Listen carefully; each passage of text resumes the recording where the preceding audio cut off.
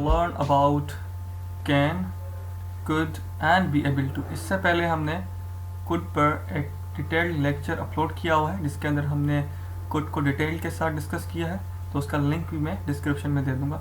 आज सिर्फ हम इन तीनों की आपस में कंपैरिजन करेंगे, क्योंकि बहुत सारे स्टूडेंट कंफ्यूज होते हैं कि कैन कब इस्तेमाल किया जाए, कुड कब इस्तेमाल किया जाए और बी एबल टू यानी कि किस पोजीशन में यानी किस सिचुएशन में इस्तेमाल किया जाए।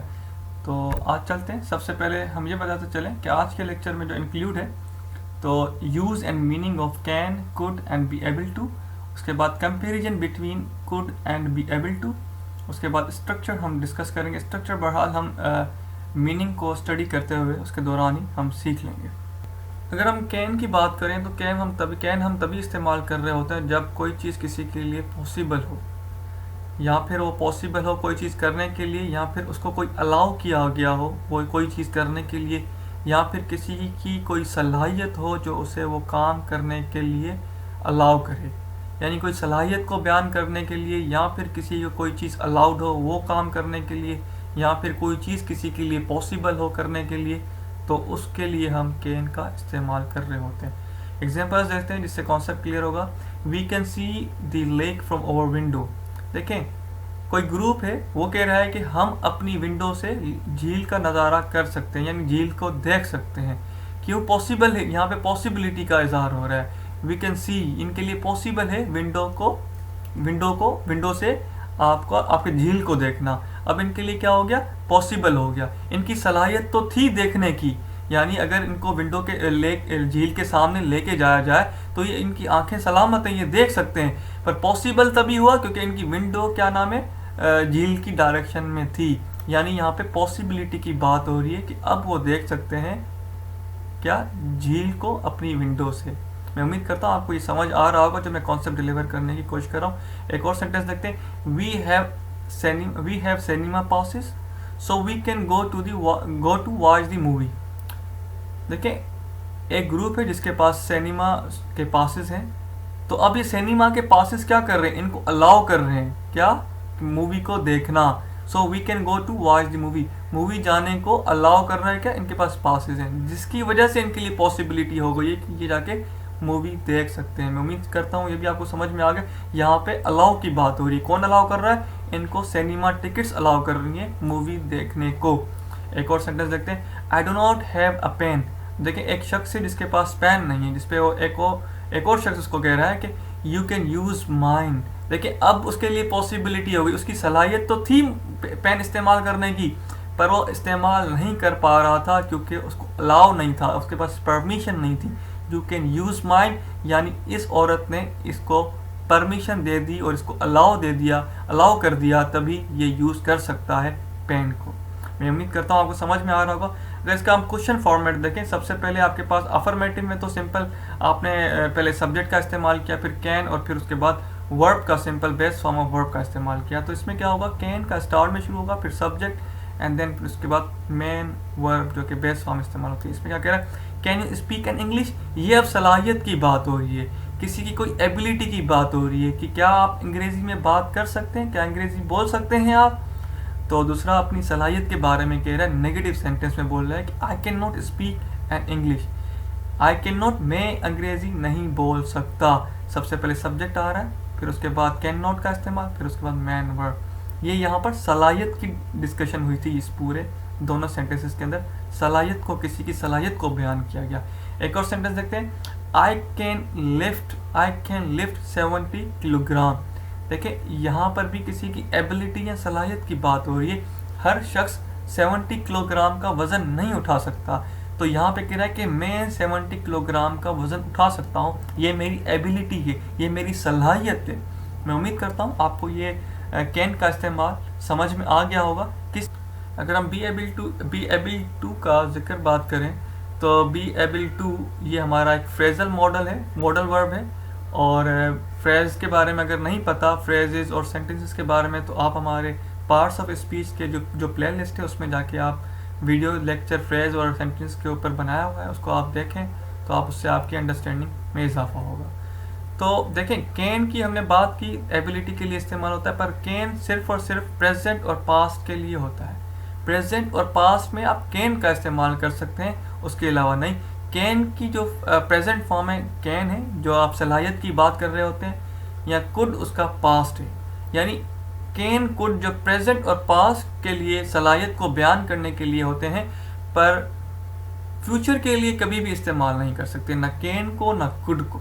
तो उसका अल्टरनेटिव क्या, यानी फ्यूचर की कोई सलाहियत के बारे में क्या किया जाए, तो उसके लिए हम क्या कर रहे होते हैं, बी एबल टू का जिक्र कर रहे होते हैं। ये सिर्फ बी एबल टू हम सिर्फ फ्यूचर में नहीं इस्तेमाल करते, हम प्रेजेंट में भी कर सकते हैं और हम पास्ट में भी कर सकते हैं। तो ये कैसे इस्तेमाल होगा वो हम देखते हैं। देखिए एक यहाँ सेंटेंस में एग्जांपल दे रहा हूँ जहाँ से आपका मजीद कॉन्सेप्ट क्लियर होगा। देखिए फ्यूचर का सेंटेंस है, Janet will can help you tomorrow. देखिए ये बिल्कुल गलत है, क्योंकि फ्यूचर में कैन इस्तेमाल होता नहीं है, और विल खुद एक आपके पास मॉडल वर्ब है। तो मॉडल वर्ब एक ये और एक, दोनों मॉडल वर्ब कैसे आपस में मिलकर एक सेंटेंस में कैसे दो आ सकते हैं। तो इसका अल्टरनेट एबिलिटी को शो करने के लिए फ्यूचर में क्या किया जाता है कि हम उसकी जगह बी एबल टू का इस्तेमाल कर रहे होते हैं। फॉर एग्जाम्पल देखें, Janet will be able to help you tomorrow. ये बिल्कुल करेक्ट सेंटेंस है। जैनेट या आपका क्या नाम है हेल्पिंग वर्ब या ऑक्सिलरी वर्ब भी कहते हैं, जो कि आपके फ्यूचर का है। और उसके बाद एबिलिटी कहाँ से शो हो रही है, be able to say. Janet will be able to help you tomorrow, ये करेक्ट सेंटेंस है। मैं उम्मीद करता हूँ आपको समझ में आ रहा होगा। यानी जैनेट आपकी मदद करेगा, मदद कर पाएगा कल। जैनेट फ्यूचर की बात हो रही, जैनेट आपकी मदद कर पाएगा कल। एक और सेंटेंस देखते हैं, ये भी फ्यूचर का, जो कि हमने बी गोइंग टू पढ़ चुके हैं। बी गोइंग टू पढ़ चुके हैं, उसका लिंक भी मैं डिस्क्रिप्शन में दे दूंगा, और ये मॉडल वर्ब्स में ही इसका प्लेलिस्ट में ही इसका लेक्चर पढ़ा हुआ है, तो आप वहाँ से आप देख सकते हैं। तो यहाँ पे क्या बोला, Tom is not going to be able to help you tomorrow. क्या कह रहा है, टॉम आपकी हेल्प नहीं कर पाएगा कल। तो ये एबल टू यहाँ पर भी आपके पास एबिलिटी सलाहियत का जिक्र हो रहा है। Could vs be able to. Could का इस्तेमाल हम पास की जनरल एबिलिटीज़ अगर किसी की हों, तो सलाहियतें पास की हों जर्नल, उनको डिस्क्राइब करने के लिए इस्तेमाल किया जाता है। पर कुड का इस्तेमाल हम स्पेसिफिक सिचुएशन में किसी की एबिलिटी ज़ाहिर हो तो उसके लिए नहीं इस्तेमाल किया जाता, तो फिर उस जगह पे हम बी एबल टू का जिक्र कर रहे होते हैं। एग्जाम्पल लेते हैं जहाँ से आपका कॉन्सेप्ट क्लियर होगा। The fire spread through the building very quickly. आग बड़ी तेजी से फैल गई एक बिल्डिंग के अंदर। But fortunately everybody was able to escape. पर खुशकिस्मती है कि हर कोई वहाँ से निकल गया, यानी बहिफाजत वहाँ से निकल गया, ये बात हो रही है यहाँ पर। यानी एक बिल्डिंग है, स्पेसिफिक सिचुएशन है, हर वक्त तो आग नहीं लगी रहती, और हर शख्स के लिए ये हमेशा कंडीशन तो नहीं रहती कि आग लगे और भाग जाए। तो ये क्या है कि यहाँ पर स्पेसिफिक कंडीशन बताई जा रही है कि एक बिल्डिंग के अंदर आग लग गई थी, तो वहाँ से क्या हुआ कि हर शख्स खुशकिस्मती से वहाँ से निकल गया। वॉज एबल टू, ये क्या है, एबिलिटी किसी स्पेसिफिक कंडीशन की आ रही है। आग लगने लगी तो उस वक्त वो वहाँ से, उनकी एबिलिटी थी कि वो वहाँ से निकल गए, बहिफाजत वहाँ से निकल गए, स्पेसिफिक उनकी एबिलिटी थी। तो आगे चलते हैं, स्पेसिफिक सिचुएशन में हर वक्त आग नहीं लगी रहती, एक स्पेसिफिक सिचुएशन में हम यहाँ पे कुड का इस्तेमाल कभी नहीं कर सकते। कुड करेंगे तो आपका गलत हो जाएगा। एक और सेंटेंस देते हैं, we did not know where David was. कोई ग्रुप है या कोई लोग आपस में मिलकर कह रहे हैं कि हमें नहीं पता था कि डेविड कहाँ था, but we were able to find him in the end. मगर हमने उसे ढूंढ लिया, उनकी एबिलिटी है, हमने उन्हें ढूंढ लिया आखिर में, एट द एंड या फिर आखिर में, इन द एंड या आखिर में, यानी आखिर में हमने उसे ढूंढ लिया। एक स्पेसिफिक सिचुएशन है जिसमें डेविड उनको मिल नहीं रहा था, यहाँ पे कुड का बिल्कुल इस्तेमाल नहीं कर सकते। एक स्पेसिफिक कंडीशन है, जनरल एबिलिटी नहीं है इनकी, ये एक स्पेसिफिक कंडीशन में इन्होंने अपनी एबिलिटी का इजहार किया और उनको एट द एंड फाइंड कर लिया। कंपेयर करते हैं, जिससे कंपैरिजन में आपको मजीद कॉन्सेप्ट क्लियर होगा कि कुड कहाँ इस्तेमाल हो सकता है और एबल टू कहाँ इस्तेमाल हो सकता है। देखिए, Mike was an excellent tennis player when he was younger, he could beat anybody. देखिए, एक माइक एक बंदा है जो कि एक क्या नाम है, कहा जा रहा है कि एक्सीलेंट प्लेयर था टेनिस का जब वो यंग था, जब वो एक यानी नौजवान लड़का था। और आगे कहा जा रहा है कि ही कुड बीट एनीबडी, जब वो यंग था, नौजवान था, उस वक्त एक उसकी जनरल एबिलिटी थी कि वो हर किसी को बीट कर सकता था, हर किसी को क्या कहते हैं मुकाबले में हरा पाता था। ये उसकी एक जनरल एबिलिटी थी उस वक्त, कोई स्पेसिफिक कंडीशन नहीं थी। वो जब भी जवानी में खेलता था वो किसी को भी हरा देता था, वो उसकी स्पेसिफिक कंडीशन नहीं, उसकी जनरल एबिलिटी है।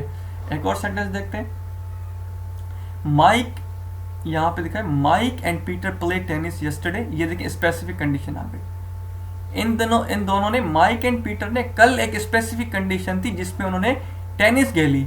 पीटर प्लेड वेरी वेल, कहा जा रहा है कि पीटर बहुत अच्छा खेला, but Mike was able to beat Peter, पर माइक जो था, कहा जा रहा है कि माइक ने पीटर को हरा दिया। यानी यहाँ पे उसकी एबिलिटी शो हो रही है, कौन सी वाली, स्पेसिफिक कंडीशन वाली, यस्टरडे की बात हो रही है, स्पेसिफिक टाइम पीरियड की बात हो रही है, पर इसमें इंटायर यूथ की बात हो रही है, जब वो खेलना शुरू करा था और वो बड़ा एक्सीलेंट प्लेयर था। तो ये पूरी स्पेसिफिक कंडीशन यहाँ पे नहीं है, यहाँ पे स्पेसिफिक कंडीशन यस्टरडे की बात हो रही है। तो यहाँ पे तभी हमने बी एबल टू का इस्तेमाल किया है, वॉज एबल टू। अगर यहाँ पे कुड का इस्तेमाल करें तो बिल्कुल गलत हो जाएगा। Here is a past specific situation, एक पास्ट की स्पेसिफिक सिचुएशन है।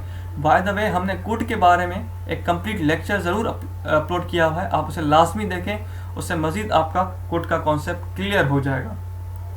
मैं उम्मीद करता हूँ कि आज का लेक्चर आपको समझ में आया होगा। अगर फिर भी कोई भी सवाल आपके माइंड में हो तो ज़रूर आप कमेंट बॉक्स में कमेंट करें, उसका आंसर आपको दे दिया जाएगा। Bundle of thanks for watching.